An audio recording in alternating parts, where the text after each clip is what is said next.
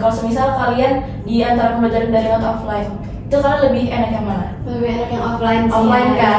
Nah, karena kita iya kan, karena lebih intens gitu kan dari pembahasannya, dari segi penyampaiannya, atau jelas kita lagi ada apa-apa teknisnya. benar.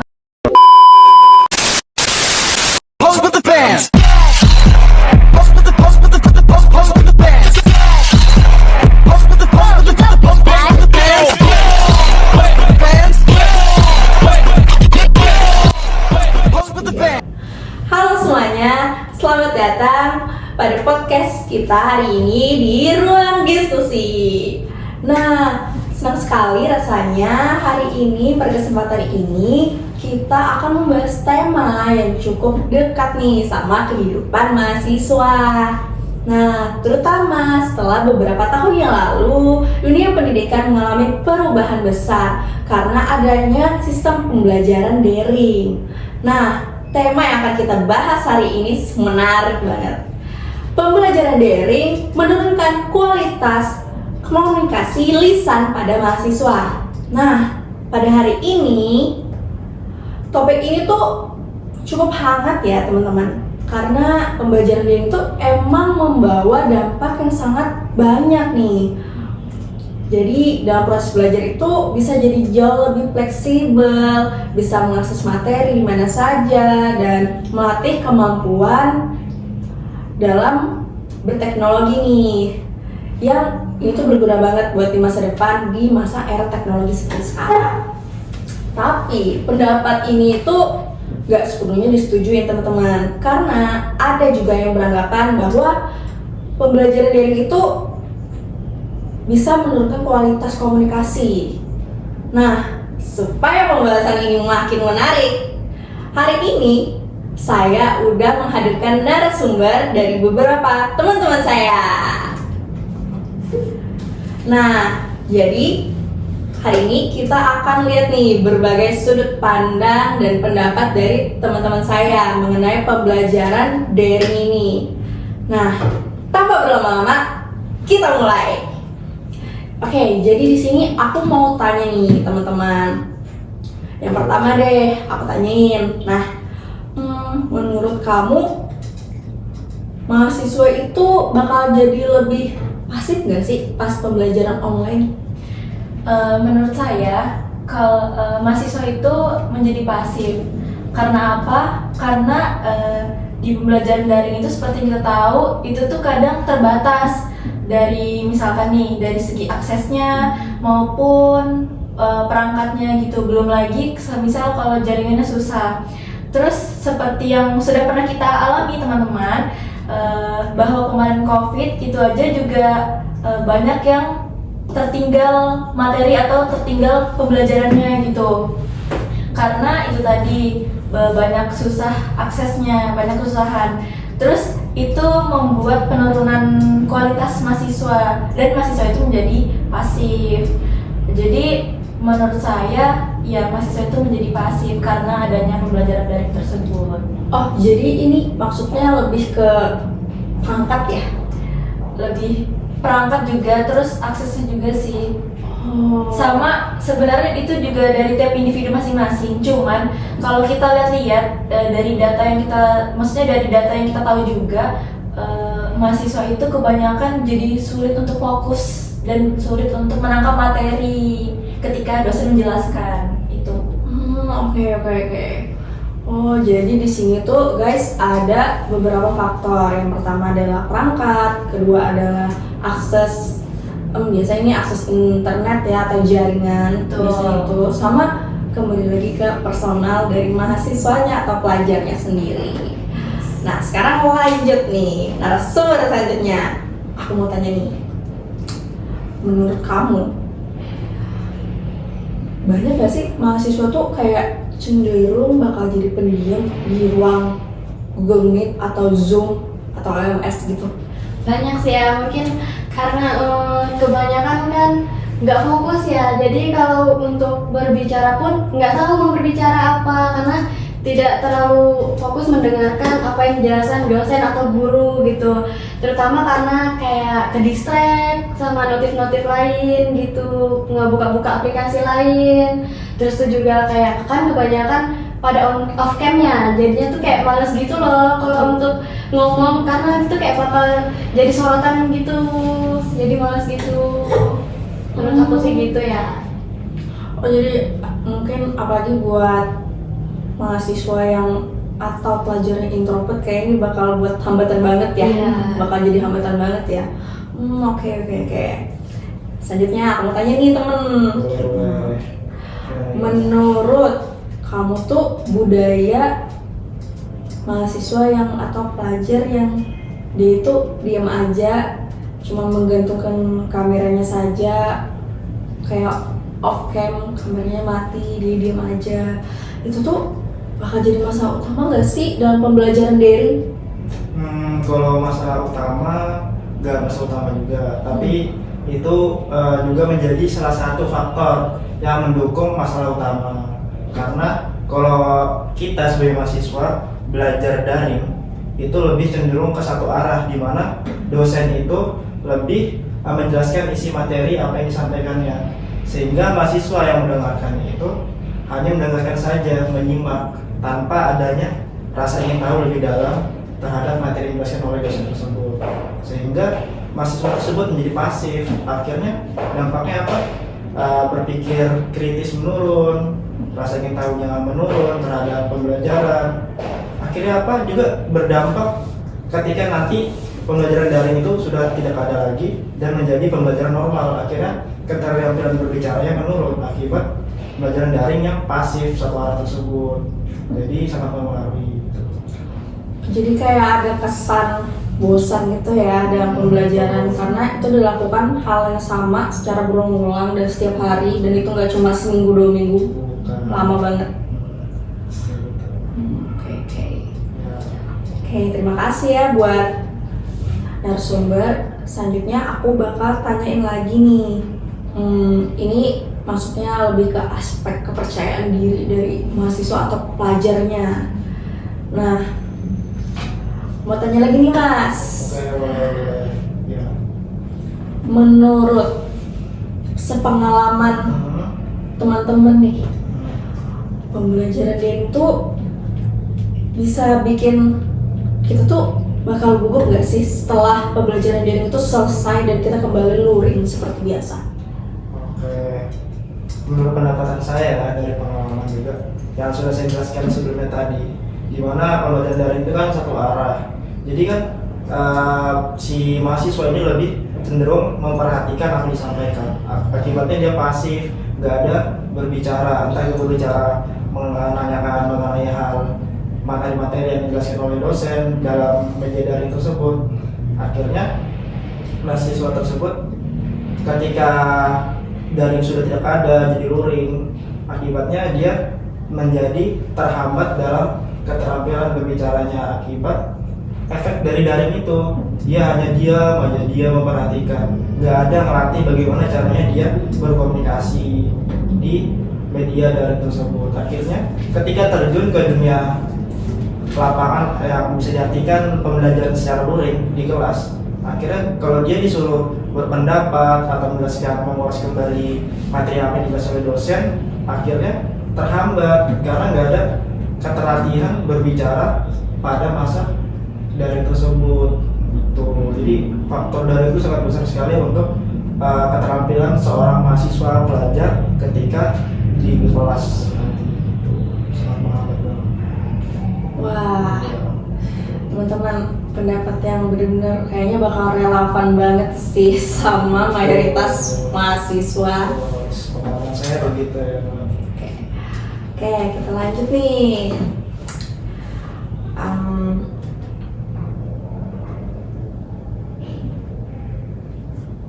Menurut kamu dalam pembelajaran daring itu ada nggak sih mahasiswa tuh justru bakal bisa lebih percaya diri karena secara daring, secara online, hanya secara layar? Kalau menurut kamu gimana nih? Menurut aku mungkin iya ya, karena kan kita tuh nggak langsung menatap secara langsung sama orang-orang gitu kan, jadinya menjadi lebih pede gitu kan, karena biasanya kalau ke pembelajaran luring itu kita langsung menatap secara langsung dengan teman-teman tuh mungkin kayak merasa mungkin dia tuh kayak terlalu diliatin gitu kan, jadinya tuh mungkin jadi gugup kalau secara luring. Tapi kalau daring itu kan mungkin karena bisa kalau dia lagi ngomong di ruangan sendiri kan, walaupun itu daring tapi dia menjadi lebih pede kan, dia sendiri aja di dalam ruangan itu walaupun teman-teman yang lain itu melihat dalam daring itu gitu. Oke. Jadi di sini pendapatnya cukup pro ya. Iya. Nah, selanjutnya nih, kalau menurut kamu, kalau buat mahasiswa yang introvert itu, daring itu bisa membantu dia nggak sih dalam proses pembelajaran? Menurut aku, kalau untuk mahasiswa yang introvert itu dia bisa. Karena apa? Karena biasanya mahasiswa yang introvert itu dia lebih suka kalau semisal kayak nggak ketemu, maksudnya pembelajaran itu nggak secara langsung, secara online itu daring. Karena dia bisa lebih kayak menyusun kata-kata, terus bisa mengekspresikan hasil diskusinya atau pendapatnya lewat chat gitu, bisa menyampaikan melalui online gitu. Lebih siap dan fokus gitu ya. Iya, jadi untuk mahasiswa introvert itu dia kayak lebih mempersiapkan dirinya, jadi kayak persiapan itu lebih matang gitu.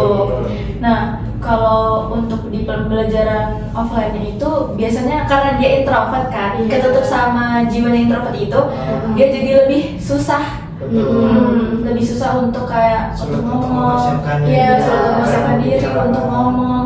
Dan bahkan nih ada juga mahasiswa introvert yang dia tuh sebenarnya di pikirannya atau di otaknya itu kayak, aku tahu nih mau ngomong apa, aku tahu bakal bahas apa, tapi ketika saat dikeluarkan, nah itu dia susah untuk ngomong, untuk mengeluarkan itu. Jadi mengeluarkan idenya ya. Jadi menurut aku daring itu untuk mahasiswa introvert itu ya berjalan ini sih, bisa berjalan dengan baik. Maksudnya Jadi kayak sangat sangat membantu. ya, sangat membantu, Oke. sangat membantu mahasiswa introvert. Nah, itu tadi beberapa jawaban dari teman-teman kita. Selanjutnya aku masih ada lagi nih beberapa pertanyaan. Apa tuh? Jadi, aku mau tanya ke temanku yang ini ya. Nah, kan kalian mahasiswa pendidikan bahasa Indonesia nih. Nah, menurut kamu nih sebagai mahasiswa pendidikan bahasa Indonesia, pembelajaran daring itu bakal membuat mahasiswa tuh akan jauh lebih sulit nggak sih menyampaikan pendapatnya secara spontan? Mungkin iya ya, tapi gimana ya, lebih ke seperti akses internet. Nah itu tuh yang menghambatnya, kayak misal lagi di sesi diskusi, terus tuh ada jaringan yang terhambat kan, terus tuh dia tuh mau menyampaikan pendapat tapi terputus-putus misalnya gitu kan. Nah itu tuh membuat dia tuh jadi malas gitu untuk ikut aktif berdiskusi lagi, jadi itu tuh cukup menghambat gitu. Oh, jadi lagi-lagi ke teknis ya, ini Iya. makanya lagi-lagi ke teknis lagi. Oke, terima kasih teman. Selanjutnya aku mau tanya nih, gimana sih dampak pembelajaran daring itu, dampaknya nih sama diskusi dan berargumen terhadap mahasiswa menurut kamu sebagai mahasiswa pendidikan bahasa Indonesia? Menurut aku nih, kalau ketika dia menyampaikan argumen ya atau pendapatnya, Iya benar. ketika pembelajaran daring itu tuh kalau misalkan seperti yang tadi itu kan, kalau menyampaikan pendapatnya itu sebenarnya tergantung dari orangnya lagi, tergantung tiap individunya. Terkadang ada yang dia menyampaikan lewat daring itu dia lebih kayak leluasa gitu, lebih banyak mengekspresikan dirinya untuk berpendapat. Tetapi ketika di pembelajaran luring atau offline itu dia susah. Jadi dampaknya itu sebenarnya ini ya, ada sisi positif sama negatifnya ya. Kalau untuk positifnya itu untuk mahasiswa yang introvert, maksudnya kayak mahasiswa yang tidak terlalu suka keramaian atau lebih pede dia di lingkupnya kecil gitu, itu si positifnya bagi mereka ada. Tetapi kalau kita nih kan, maksudnya terkadang kalau kalian deh, saya tanya dulu kalian, kalau semisal kalian di antara pembelajaran daring atau offline, itu kalian lebih enak yang mana? Lebih enak yang offline sih. Offline kan? Ya, Nah, secara kita iya intens kan? dulu, Ya, ya. karena lebih intens gitu kan, dari pembahasannya, dari segi penyampaiannya, atau jelas kita lagi ada hambatan-hambatan teknis ya. benar. Benar. Jadi sebenarnya itu ada dampak negatif dan positifnya. Tapi kalau dari aku pribadi nih, kalau aku tuh ngerasa lebih ini sih, lebih ke dampak negatifnya. Karena apa? Karena kita susah untuk mendengarkan secara fokus ketika daring, terus entah nanti ada jaringannya atau akses yang lain maupun perangkat juga bisa itu mempengaruhi kita dalam pembelajaran daring. Jadi lebih banyak dampak negatifnya sih menurut aku. Oke, jadi itu sepengalaman teman kita nih. Kalau itu tuh bisa menurunkan dan dampaknya lebih banyak negatifnya. Yes. Karena rasanya pembelajaran, apalagi tadi pertanyaannya kan berdiskusi dan berargumen, ya dimana kita itu memang lebih nyaman ketemu sama teman kita seperti yang saat ini kita lakuin. Nah itu oke, udah terasa nih pertanyaan terakhir nih. Nah pertanyaan terakhir, menurut kamu sebagai mahasiswa, kamu lebih nyaman gak sih mengerjakan tugas itu mengetik dibanding berbicara langsung? Nah menurut kamu antara kedua itu kamu lebih nyaman yang mana nih? Kalau antara mengerjakan tugas mengetik atau Berbicara secara langsung. berbicara secara langsung. Oke. Kalau menurut saya ada dampak negatif dan positifnya ya. Mungkin kalau untuk mengetik lebih enaknya karena saya bisa mempersiapkannya jauh-jauh hari, bisa lebih santai mengerjakan tugas, mengetik. Fleksibel juga gitu Iya, ya. fleksibel, bisa menyesuaikan mengerti gitu kan. Kalau untuk dari segi secara langsung, mungkin saya harus nggak bisa fleksibel gitu, nggak bisa santai untuk mengerjakan tugas-tugas yang harus dikerjakan. Mungkin harus misalkan tugasnya besok, ya mungkin saya kerjakannya harus lebih cepat lagi untuk menyiapkan tugas yang harus dikerjakan secara langsung. Gitu. Oke, memang sih secara pertanyaan memang lebih gampang sih teman-teman ngetik. Tapi kan teman-teman jurusan pendidikan bahasa Indonesia nih harus lebih cara ngomongnya, tatanan bahasa, kosakata kan harus lebih menguasai. Oke, terima kasih ya buat pendapatnya. Oke, jadi dari beberapa pertanyaan yang sudah saya tanyakan tadi ke teman-teman, nah, bisa disimpulkan kan teman-teman kalau pembelajaran daring itu seperti pisau bermata dua. Jadi, pembelajaran daring itu gak sepenuhnya menurunkan kualitas penurunan komunikasi lisan pada mahasiswa, tapi tidak juga 100% benar-benar membantu mahasiswa dalam berkomunikasi secara lisan. Nah, jadi di sini itu kembali ke personal atau individu dari mahasiswanya sendiri, tergantung dari bagaimana cara kita mengelola, bagaimana cara kita menangani, atau seperti apa model atau pola pembelajaran kita pada saat daring.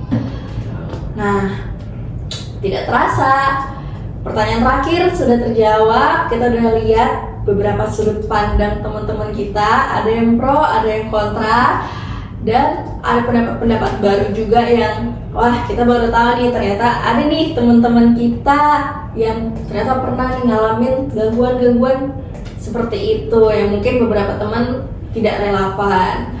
Nah, terima kasih buat teman-teman hari ini yang udah berbagi pendapat dan pandangan kalian dari pengalaman kalian, dari apa yang kalian alami. Terima kasih sudah berbagi hari ini. Saya selaku moderator pada podcast Ruang Diskusi izin pamit dan terima kasih karena sudah mendengarkan podcast kami. Semoga menambah pengetahuan dan wawasan kita semua. Kami akhiri. Wassalamualaikum warahmatullahi